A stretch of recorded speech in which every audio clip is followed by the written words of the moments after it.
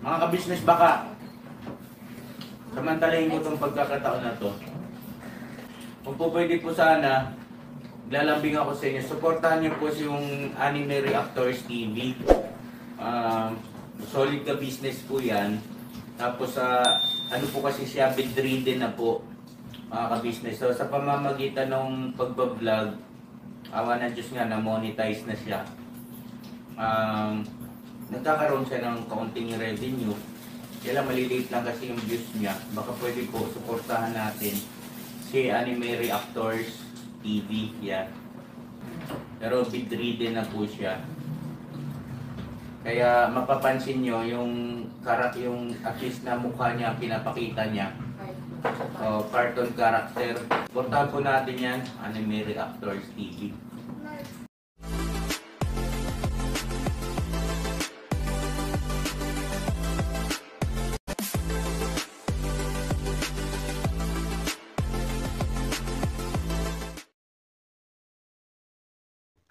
Ngayon, mapagpalang araw po sa ating lahat. Narito pong muli ang inyong lingkod, Anime Reactors TV. At sa mga hindi pa po nakaka-subscribe dyan sa aking munting channel, ay baka pwede naman pong makipindot na po ng subscribe button. At makilike and share na rin po ng aking mga video. At patuloy din po natin suportahan ang Mag-amang Ka-Business Official at Papa Dins TV. At ganun din po yung kanilang second YouTube channel na Ka-Business Family, na kung saan ay ang 3M nga po ng Ka-Business Family ang nagbablog dito. Yun guys, panibagong araw, panibagong reaction ulit po tayo. At sa araw pong ito ay gagawan ko po ng part 2 itong aking naging reaction. Patungkol dito sa katatapos lang na relasyon ni Kuya Bong dito kay Ate Girl. At sa pagkakataon pong ito ay i-mention ko na yung pangalan ni Ate Girl, na walang iba nga po kundi si Ate Clarissa. Minabuti ko pong gawan nito ng part 2 itong reaction ko dahil may mga gusto po akong iparinig sa inyo na mga pinagsasasabi nito sa kanyang vlog. At ang mga bawat pinagsasasabi nito ay gawan po natin ng opinyon o bigyan po natin ng ating opinyon na sa tingin natin ay tama. Para malinawan na rin po ang mga viewers na patuloy na naguguluhan sa mga nangyari. Marami po talaga ang naguluhan. Dahil nakita nila na tila ba nga mahal na mahal ni Ate Clarissa itong si Kuya Bong. Sabi ko nga, kahit ako,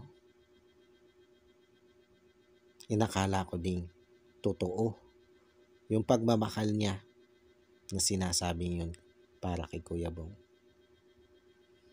Dahil biruin mo ba naman, isa kang OFW na sinasabi mo na kaya mong i-give up yung oportunidad mo sa ibang bansa, yung magandang oportunidad mo sa ibang bansa, makasama lang si Kuya Bong. Yun ay nung panahong hindi pa sila nagkikita ni Kuya Bong. At nasabi pa nga rin niya doon, nasukdulan, nasamahan niya si Kuya Bong sa pangangalakal. Kung halimbawa dumating sila sa punto na sila'y walang-wala na. Pero ang nangyari sa ngayon ay dahil lang sa napakababaw na issue ay binungangaan niya ng binungangaan si Kuya Bong. Hinanapan niya ng hinanapan ng buta si Kuya Bong upang siya ay hiwalayan. At sa ngayon, dahil nga si Kuya Bong ang nakipag-iwalay sa kanya, ay nagpiling victim siya. Nagpiling biktima si ate girl. Diyos ko po, Rude. Ito po guys, may mga ilan po akong ipaparinig sa inyo na pinagsasasabi nito si Ate Clarissa sa kanyang mga vlog. Ito po guys, pakinggan natin.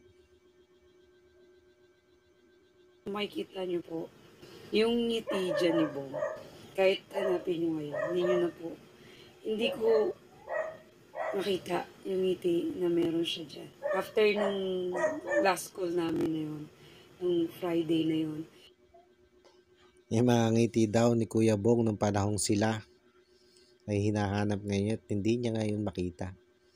Ay natural, sinabi mo. Simula nung maghiwalay kami ni Kuya Bong ay nag-unsubscribe ka kay Laka Business. Ay paano mo makikita yung mga magagandang ngiti ngayon ni Kuya Bong at yung halakhak ni Kuya Bong simula nung mag-break kayo? Kung makikita mo lang si Kuya Bong ngayon kumpara nung mga huling bahagi na kayo pa, na tuwing kausap ka ni Kuya Bong ay tila ba may kinatatakutan si Kuya Bong. Pero ngayon, kung makikita mo si Kuya Bong, yung mga tawa niya, yung mga halakhak niya, kung makikita mo lang, mas masaya siya ngayon kumpara nung kayo pa bago kayo maghiwalay. Ito guys, tuloy lang natin.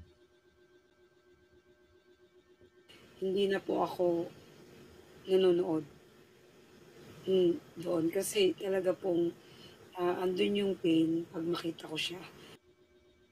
Anong sabi mo? Andun yung pain? Saan banda? Saan banda yung pain? Bakit parang hindi ko nakita sa'yo yung sinasabi mong pain na yan?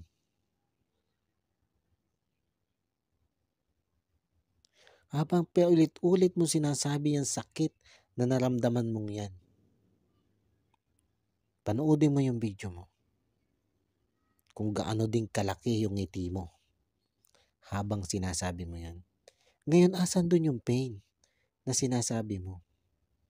Asan? Tapos sasabihin mo hindi mo makita ngayon yung magandang ngiti ni Kuya Bong nung panahong kayo. Eh paano mo nga makikita? Paano mo makikita kung hindi ka nanunood ng mga vlog ni Ka-Business? Sira ulo ka din pala eh. Kaya paano mo makikita yung mga ngiti ni Kuya Bong ngayon? Yung mga ngiti at tawa ni Kuya Bong na para siyang nakawala sa matinding pagkakagapos.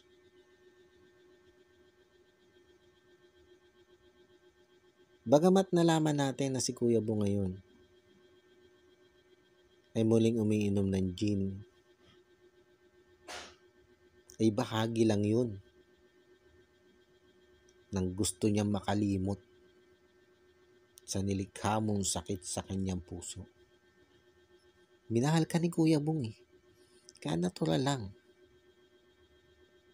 na masaktan si Kuya Bong at natural lang na muli siyang uminom. At yung sinasabi mong lungkot nung panahong bago pa lang kayong paghihiwalay, natural lang yun. Hindi mo naman katulad si Kuya Bong eh. Si Kuya Bong, totoong minahal ka. Kaya hindi kaya ni Kuya Bong gawin yung ginagawa mo na habang sinasabi mo na nasasaktan ka, ay nakangisi ka.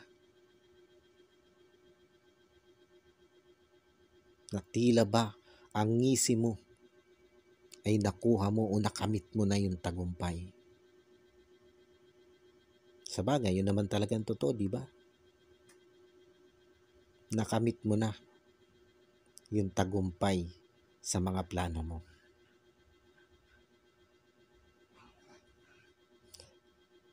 Nakilala ka na sa mundo ng social media. Nakapaghiwalay na kayo ni Kuya Bong, na lumabas ay ikaw ang biktima. Napasama mo sila ka-business. Kahit hindi mo silang dinidirektang banggitin ang pangalan. Pero obvious naman na ang sinasabi mo na dahilan ng hindi nyo pag-uusap ngayon ni Kuya Bong ay yung kabilang panig. At si ka-business o sila ka-business ang tinutukoy mo doon.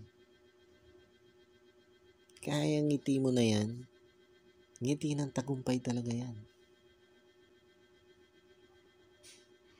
Nagawa mo ang lahat ng gusto mo eh.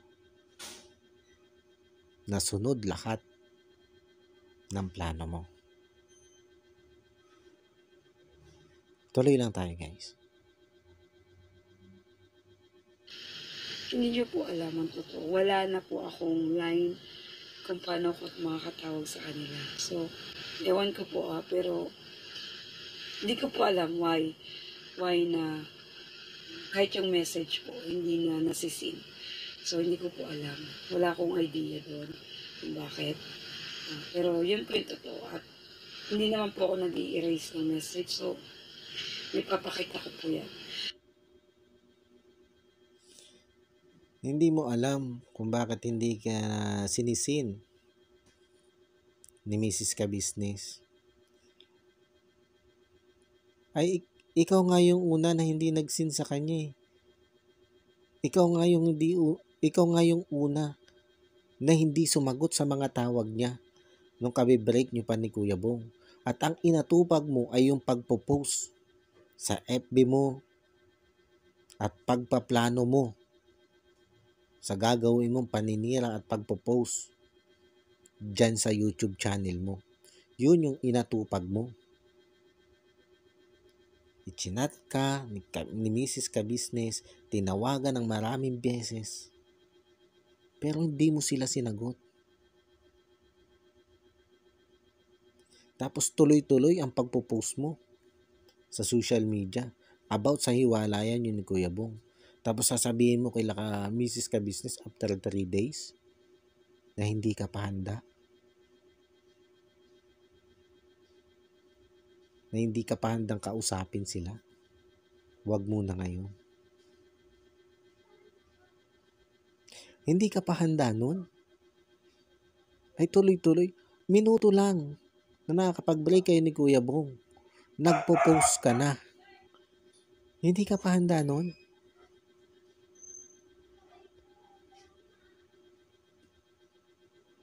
Sino maniniwala sa'yo?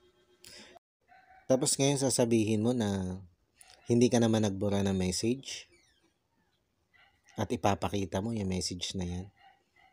Para ano? Para muling siraan sila ka-business? Kaya gusto mo ipakita yung message na yan? Aba, mahiya ka naman. Mahiya ka. Ganyan na ba talaga kakapal yung mukha mo?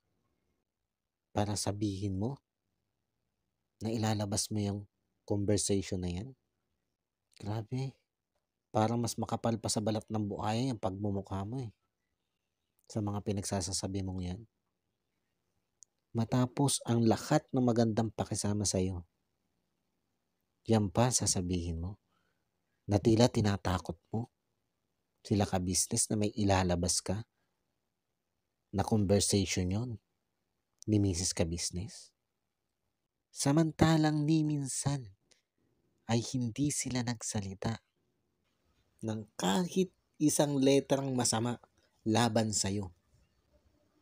Kahit isa-isahin mo ang mga video ng ka-business official, ka-business family, at gano'n na rin ang kay Papa Dins. Wala kang narinig ni isa, ni katiting na masamang sinabi sila sa'yo. Kahit nga sinisiraan mo na sila eh. Kahit nilalapastangan mo na sila sa mga video mo.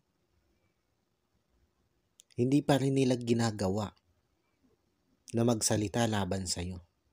Bakit? Dahil malaki ang respeto nila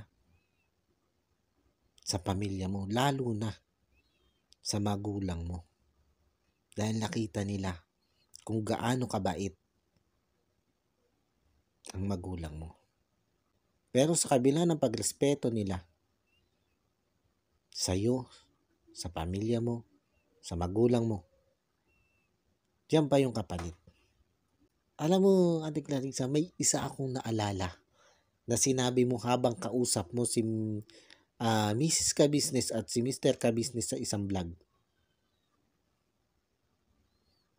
Nung panahon na sinabi mo sa kanila na may desisyon ka na at hindi na yun mababali o hindi na yun mababago.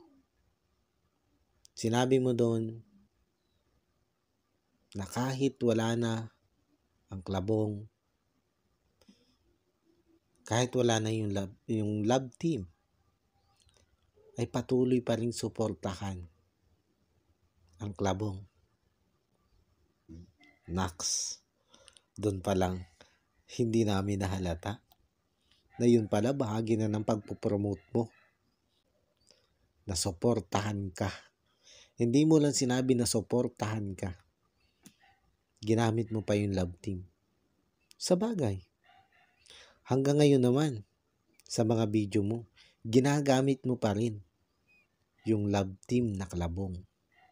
Yan pala yung ibig mong sabihin doon, na patuloy na suportahan ang klabong. At pinaganda mo pa ng kaunti ang Ka-Business. Isiningit mo din sa sinabi mong yun. Pero ini-highlight mo doon yun na dapat suportahan ay yung love team na klabong kahit wala na kayo. Kahit hindi ka na ibinablog. Ibig sabihin, noon pa lang, alam mo na matitigil na yung pagbablog sa'yo.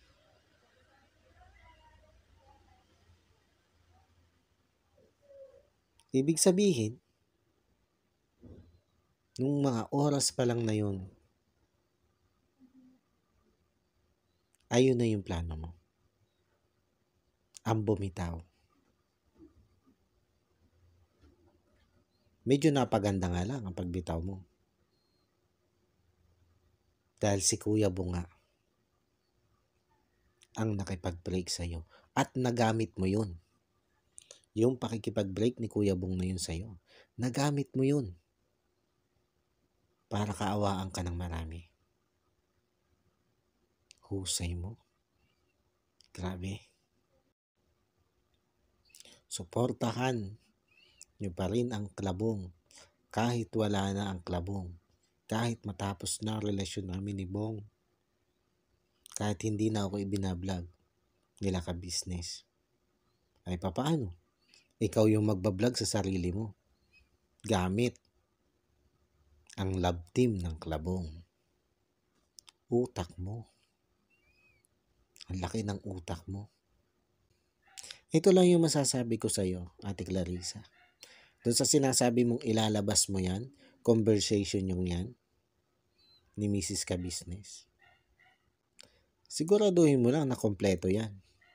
Dahil sigurado sila Mrs. Ka-Business, sila Ka-Business, ay may sarili ding hawak ng conversation nyo.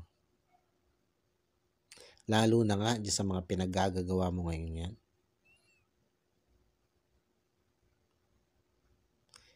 Malamang naging wais na rin sila. Pero itinitiyak ko sa iyo na sila Mrs. Ka-Business, sila Ka-Business, ang buong Ka-Business family. Maging si Papa Dins. Hindi yan basta-basta maglalabas ng kahit anong mapanirang pahayag laban sa iyo sa kabila ng mga pinagagagawa mong yan. Pwera na lang siguro kung sobra na silang nagigipit, kung sobra na silang naaargabyado at naaapakan na ng masyado ang kanilang pagkatao. At ganun din ang minamahal nilang si Kuya Bong. Ito guys, tuloy lang natin ang mga pinagsasasabi nitong si Ate Clarissa. So, yun nga, pag sinisendan nila ako ng picture, lalo na po yung ngayon na last, para akong nalulungkot ako. Nalulungkot ka? Saan banda? Inuulit ko, saan banda ka nalungkot? Dahil hindi namin nakita eh. Yung mga iyak mo, peke. Habang nag-iiyak-iyakan ka, ngumingirit ka.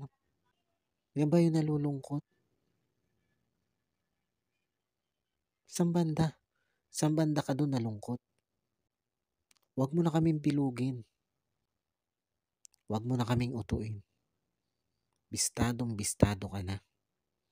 Bistadong bistado na yung panggagamit mong yan kay Kuya Bong. Ang kapal ng mukha mo na sabihing nalulungkot ka habang nakangirit ka. Pero pwede din naman yun. Pwede din talaga na nalulungkot ka. Dahil nakikita mo ngayon na tila mas masaya si Kuya Bong ngayon kaysa nung kayo'y magkarelasyon pa. Oo, nung mga naunang bahagi ng relasyon nyo, sobrang saya nun ni Kuya Bong. Dahil umasa siya eh. Umasa siyang mahal na mahal mo siya. Umasa siya na totoo ka sa kanya. Kaya sobra talaga ang ngiti ni Kuya Bong doon. At masasabi talaga natin na hindi kayang tawaran ang mga ngiti ni Kuya Bong doon. Kahit nga ako eh, pag pinapanood ko yung magagandang vlog sa inyo, mula umpisa ng vlog hanggang sa huli nakangiti ako. Bakit? Dahil naniniwala din ako noon na totoo ang pagmamahal mo kay Kuya Bong. Kaya ganun na lang yung tuwa sa puso ko. Kaya lang, ngayon nalaman ko ang katotohanan, yung tuwa na yun, napalitan. Napalitan ng pagkainis. Ito share ko lang. Para masabi ko naman sa'yo, kung gaano ka nakawalang kwenta para kay Kuya Bong. Kaninang umaga. Linggo ng umaga. Habang magkausap kami ni ka-business, nagkwekwentuhan. At habang nagkwekwentuhan kami ni ka-business, biglang pumasok si Kuya Bong sa loob ng bahay. Ipinakilala ako ni ka-business kay Kuya Bong. Sabi ni ka-business, kaibigan natin. Kinumusta ko si Kuya Bong. Binanggit ko kay Kuya Bong. Tinanong ko siya, Kuya Bong, ano ba na ikino-content ka ni Ate Clarissa sa mga video niya? Pinaliwanag ni ka-business ko anong ibig sabihin ng ikino-content. At ang sagot ni Kuya Bong, alam ko na yan. Nasabi na sa akin ni Ate Ninit. Ngayon, tinanong ko ulit si Kuya Bong. Tinanong ko siya kung anong masasabi niya. Kung ano yung nasa loob niya. Sa ginagawa mong pag-content sa kanya. Siyempre, hindi gaano ma-pick up ni Kuya Bong yun. Ipinaliwanag ulit ni ka-business kung ano yung ibig kong sabihin. Ang sagot ni Kuya Bong, ayaw niya sa ginagawa mo. dahil wala na daw kayo. Ayaw niya. Ayaw niya na ikino-content mo siya para wala daw gulo. Dahil wala na nga daw kayo. Kaya alam mo, kung si Kuya Bong ay may sapat na kakayahang mag-isip at alam niya ang mga batas, yari ka. Dahil yung mga picture na ina-upload mo, mga picture ni Kuya Bong na yan, ay wala kang pahintulot sa kanya na i-upload yan. At may batas tayo dyan. Alam mo yan. Ito, tuloy lang natin guys. Kung ano pa yung pagsasasabihin nito. Parang, alam mo yung parang gusto mo siyang tulungan. Parang gusto mo siyang i-reach out dun sa sitwasyon niya na, hey, nandito lang ako. Bumalik na yung ngiti mo, please. Parang gusto mo siyang ganunin. Na parang, sige na, ibalik mo na yung ngiti na meron ka before. Hindi na kailangan ni Kuya Bong nun. Hindi na kailangan ni Kuya Bong ang pag-reach out mo, ang pag-comfort mo. Hindi na kailangan ni Kuya Bong. Ang totoo nga galit sa'yo si Kuya Bong Dahil may nasabi yung 3M. Na nung sila'y mamalingke, nakasama nila si Kuya Bong at si Kuya Jonathan. Parang hindi pa yata niya-upload yun Saka business sa family. Hindi ko pa nakitang na-upload yun Pero nung sama-sama silang mamalingke at kasama nga nila si Kuya Bong, ay may isang 3M daw. May isa sa 3M na nagbiro kay Kuya Bong at binanggit ang pangalan mo. Pero halip na matuwa si Kuya Bong ay nagalit. At ang sabi nga doon ni Kuya Bong, kung gusto nyo, murahin ko pa yan si Clarissa Bakit nasabi ni Kuya Bong yun? Dahil alam na ni Kuya Bong, yung pinagagagawa mo. Alam na ni Kuya Bong na ginagamit mo siya sa mga content mo dahil nasabi na nga ni Ate Ninette kay Kuya Bong. At isa pa, bukod doon, ay hindi natin masabi kung ano yung napag-usapan nyo nung huling 2 araw niya sa Bulacan, sa bahay ng nanay mo.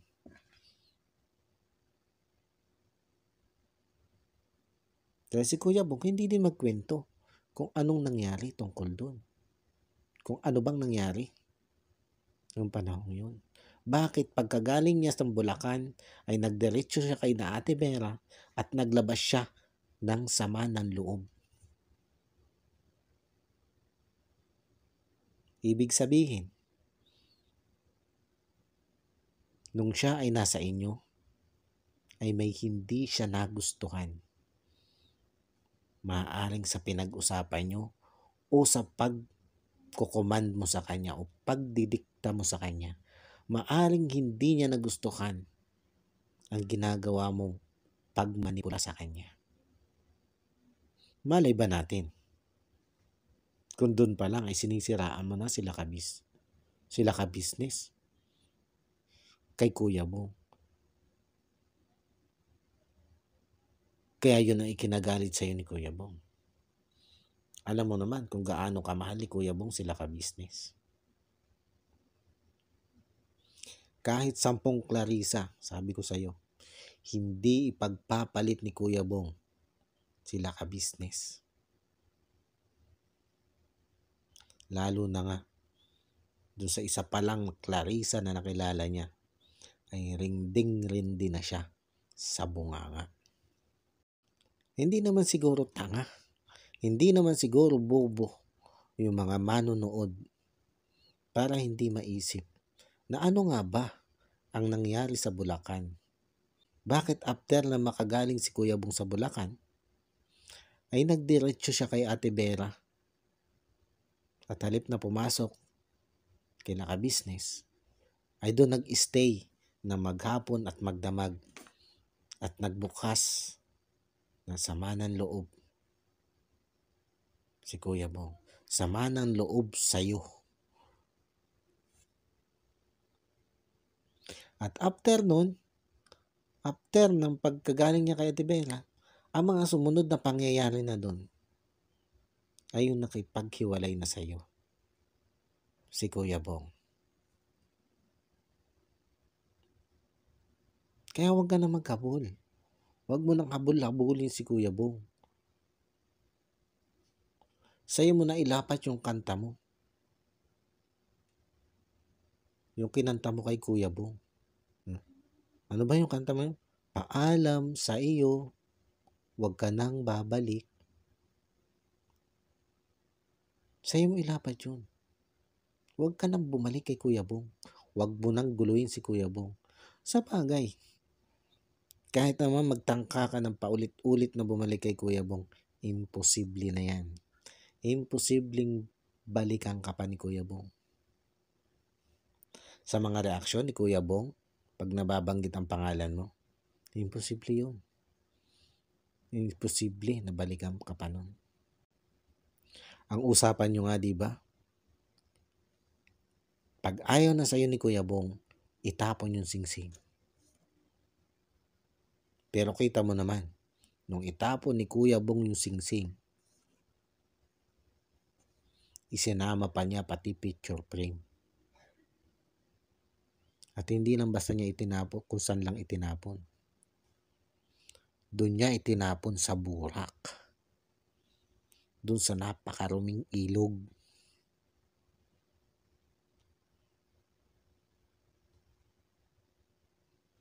Doon ka lang itinapon ni Kuya Bong. Bakit kaya? Bakit kaya bakit kaya doon ka itinapon ni Kuya Bong? Sa Burak. Sa maruming ilog. Baka may kinalaman din yun sa galit sa'yo ni Kuya Bong. Kung bakit doon niya napili na itapon yung singsing at picture nyo.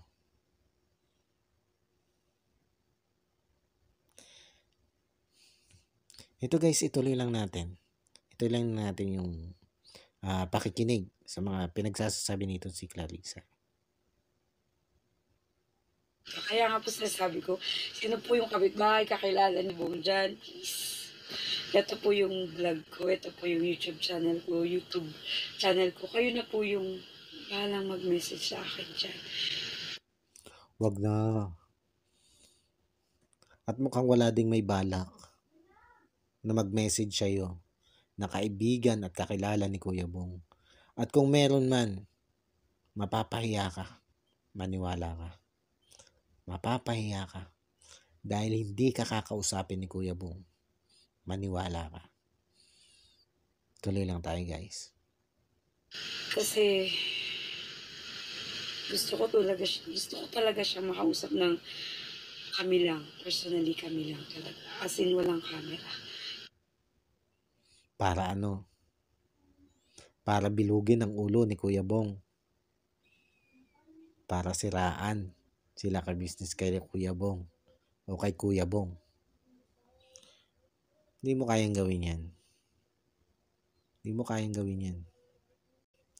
Kapal lang ng mukha ang meron ka. Pero bukod doon, wala na. Tandaan mo yan. Oo, magaling ka magpaikot. Magaling ka magsalita. At ang masakit nga doon, ginagamit mo pa ang pangalan ng ating Panginoon. Lagi mo binabanggit yan.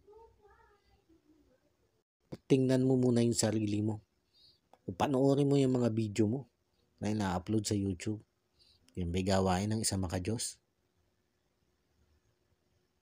Yan ba'y gawain ng isang taong laman ng church? Sa tingin mo matutuwa ang Diyos sa ginagawa mong panggagamit kay Kuya Bong at ang ginawa mong paninira kay Laka Business? Nagkakamali ka, Ate Clarissa. Maling-mali ka. Ito, tuloy lang natin, guys. Po yung nakita niyong picture ngayon. Hindi po madideny. Hindi niya pwedeng itago kung ano yung totoo. Nakita niyo yung ngiti niya dyan? Hindi ko yan nakita ever since po. Natural. Natural na ganyan yung ngiti ni Kuya Bong niya nung panahong yan. Dahil sabi ko nga, nung panahong yan, ang alam ni Kuya Bong, mahal na mahal mo siya. Ang alam ni Kuya Bong, totoo lahat ng pangako mo sa kanya. Kaya natural na ganyan, kaganda ang ngiti ni Kuya Bong. Masaya siya eh. Mahal ka niya eh. Mahal ka pa niya nung panahong yan. Kaya ganyan ang ngiti niya. Pero ngayon mo tingnan ang mukha ni Kuya Bong pag nababanggit yung pangalan mo. Pero yung sinasabi mong ngiti na yan, masigit dyan ang ngiti ngayon ni Kuya Bong. Ang tawa, ang halakak, ang kasiyahan na mararamdaman mo kay Kuya Bong ngayon. Nasabi ko nga, tila ba nakalaya sa matinding pagkakagapos si Kuya Bong. Yung ipinakikita niyan saya sa panahon ngayon. Na oo, sabi ko nga, nag-inom si Kuya Bong nung bago pa lang nakakapaghiwalay nyo. Siyempre, nasaktan yung tao eh. Kaya normal lang na mag-inom. At saka isa pa, sabi ko nga, si Kuya Bong alcoholic. Na kahit hindi yan nasasaktan, ay may posibilidad na uminom pa rin yan. Ang kagandahan nga lang, pilit naman niya yung iniiwasan. Buti na nga lang eh. Buti na lang hindi bumalik sa dati si Kuya Bong. Sa naramdaman niyang sakit ng ginawa mong panluloko sa kanya. Ng ginawa mong panggagamit sa kanya. Buti na lang. Buti na lang at naisip ni Kuya Bong na wag nang bumalik sa dati. Siguro naisip din Kuya Bong na sino ka ba para maging dahilan ng pagbalik niya sa dati. Ay samantalang okay na siya ngayon. Sabi nga doon sa ilang comments doon sa comment section, nabasa ko. Kung sila daw ang titingin, ang tingin nila, mas matino pa si Kuya Bong kaysa sa'yo. Dahil si Kuya Bong ay totoong tao. Hindi katulad mo. Isang mapagpanggap na nilalang. Ito guys, tuloy lang natin. At napaka-special ng ngiti na yan. Na ang saya niya. At kung ano man yung sinasabi ng bibig niya ngayon, hindi pa rin maitatago yung totoong naramdaman niya noong mga panahon na naging kami. Ganun ba? Sa mga sinasabi ngayon o lumalabas sa bibig ni Kuya Bong ay hindi maitatago kamo. Ang totoong naramdaman niya nung panahon kayo pa. Ay kaya pala naman eh. Kaya pala naman halos gusto ka nang murahin ni Kuya Bong ngayon eh. Yung pala yung totoo niya nararamdaman. Kung maririnig mo lang si Kuya Bong ngayon, sasabihin ko sa'yo, pantasya na lang yung mga pinagsasasabi mong yan. Pantasya na ikaw lang ang naniniwala. At marahil, may napapaniwala ka pa rin ngayon. Napapaniwala mo pa rin. Yung mga hindi nakakaalam sa totoong mga nangyari. Pero marami na. Marami na, Ate Clarissa. Marami na ang nakakaalam ng totoo. at hindi mo na sila maloloko. Bistado ka na. Bistado na kung ano ang totoong naging pakay mo sa pagdikit mo sa ka-business family, sa ka-business community. At hanggang ngayon nga, ay patuloy mong ginagamit ang love team ng Klabong at maging ang pangalan at imahe ni Kuya Bong. Para saan? Para sa sarili mong kapakanan. Para sa pangsarili mong interes. Na hindi ka man lang naawa dun sa taong niloko mo, dun sa taong pinaasa mo. Na matapos mong lokohin, matapos mong paasahin, ay nagawa mo pang gamitin. Ganyan kakapal ang pagmumukha mo. Ito guys, tuloy lang tayo. And even yung pakikisama niya sa pamilya ko. Ayan yung time na yan po is nilalaro niya yung mga pamangkin ko. And he's happy. You see that face. He's happy being around with them. At alam ko pong nakita yun ng buong pamilya ko. Ganyan kasi kabait si Kuya Bong. Maging yung pamilya mo nagustuhan siya. Ganyan kabait si Kuya Bong. Ganyan katotoong tao si Kuya Bong. Pero sa kabila ng kabaitan ni Kuya Bong, sa kabila ng totoong pinakita niya sa inyo, totoong pakikisama niya sa iyo, sa pamilya mo, ganyan pa yung ginawa mo. Nagawa mo pa siyang gamitin para sa sarili mong kapakanan. Ganyan kakapal yung mukha mo, Ate Clarissa. Ganyan kakawalang utang na loob. Sa kabila ng mga pinakita ni Kuya Bong na kabaitan sa pamilya mo, yan pa yung naging ganti mo. Tuloy lang tayo guys. Yan, yun po. Yung picture na yan, yun yung time na nilalaro niya and he is waiting for me na matawagan. And nilalaro niya kasi maaga siyang nakarating sa bahay noon. Nilalaro niya yung pamangkin ko. And nakita ko, na-captures nila. Actually, dalawang picture yan eh. Na-captures nila yung pictures na yung how he smile. And you see, hindi po yan nasama sa mga vlog. So, akin po talaga yan. At hindi ko yan ninakaw. Sa'yo yan. Oo. Pag-aari mo yan, ikaw ang kumuha niyan eh. Totoo naman yan, hindi mo ninakaw.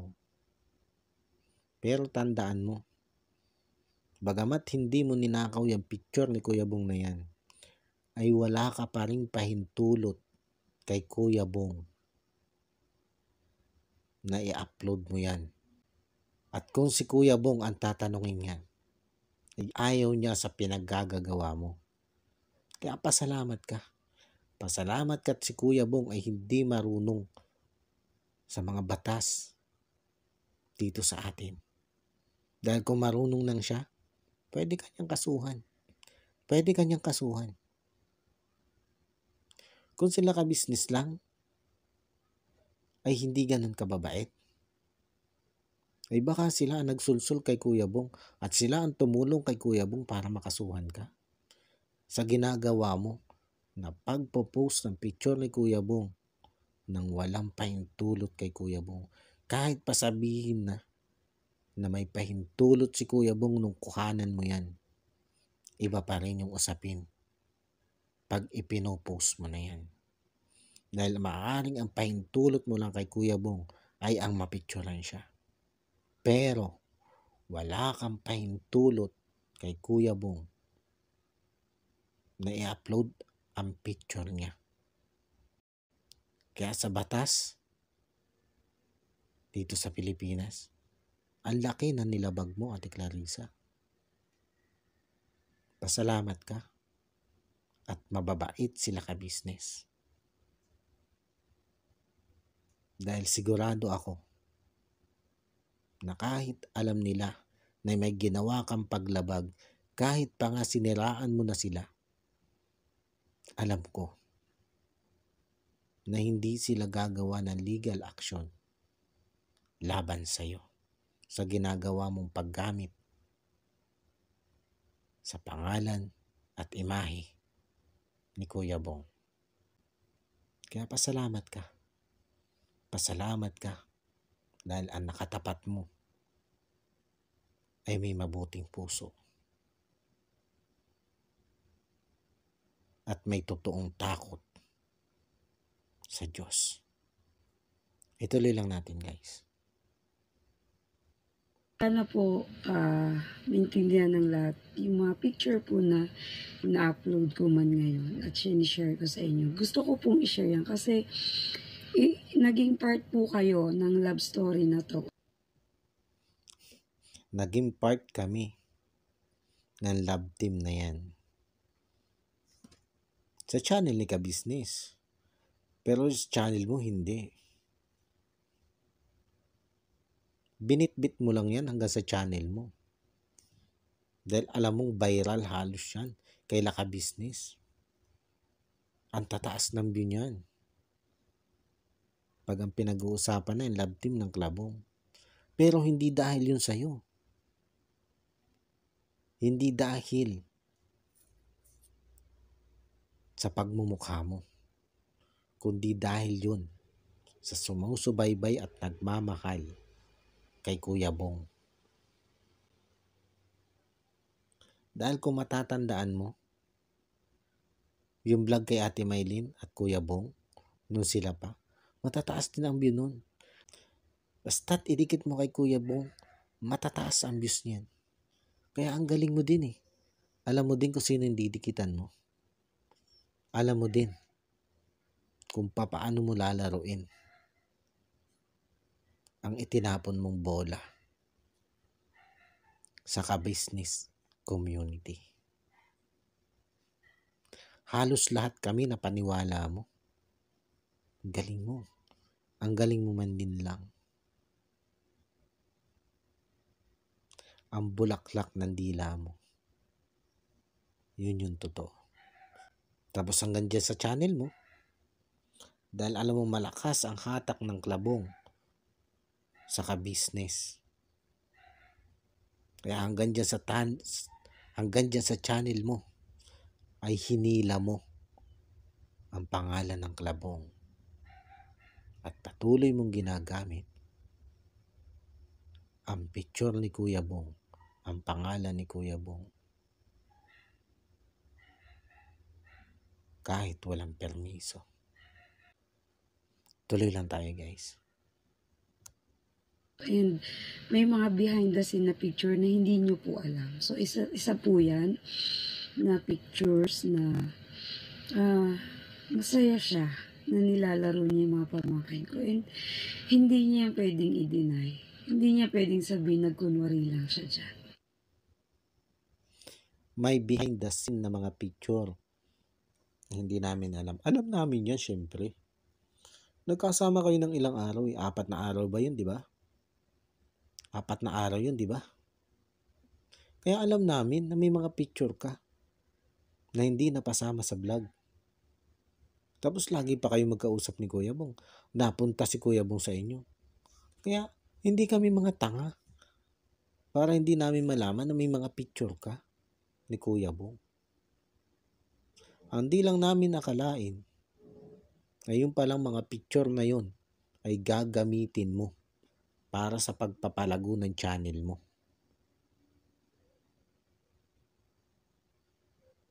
Ang inaasahan pa nga namin, may mga video pa yan eh.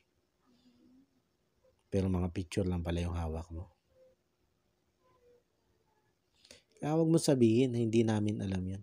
Alam namin yan. Hindi kami mga tanga. Hindi kami mga bobo.